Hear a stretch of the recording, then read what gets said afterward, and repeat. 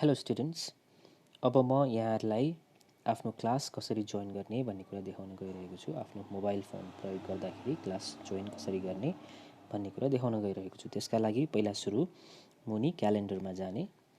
क्यालेन्डरमा गइसकेपछि आजको डेटमा यहाँ जुलाई 23 तारिकमा यहाँ एउटा मिटिङ देखेँ मैले, जुन मिटिङमा लेखिएको छ 1 इङ्ग्लिस भनेर, क्लास 1 को इङ्ग्लिस रहेछ यो। अनि यहाँ समय पनि दिएको छ 11:30 देखि 12 बजीसम्म। अनि त्यसको मुनि लेखिएको छ यो क्लास 1 को इङ्ग्लिस सब्जेक्टको लागि मिटिङ हो भनेर। अब यो मिटिङ जोइन गर्नका लागि यहाँहरूले सिम्पली जोइन भन्ने बटन छ त्यसमा थिच्नु होला। यस्तो खालको कुनै स्क्रिन आएमा अलाउ गरिदिनु होला। यति गरिसकेपछि यस्तो खालको स्क्रिन आउँछ। अब यहाँहरूलाई भिडियो अन गरेर र माइकलाई पनि अन गरेर भित्र छिर्नु छ भने भिडियोमा थिच्ने र माइकमा थिच्ने।